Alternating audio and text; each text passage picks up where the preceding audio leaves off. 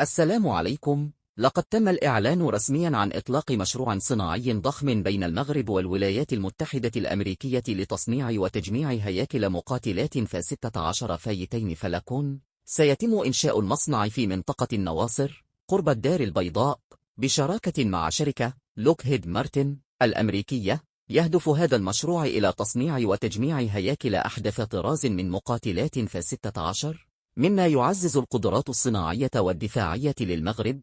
هذا التعاون يأتي في إطار تعزيز الشراكة الاستراتيجية بين المغرب والولايات المتحدة في المجالين العسكري والصناعي.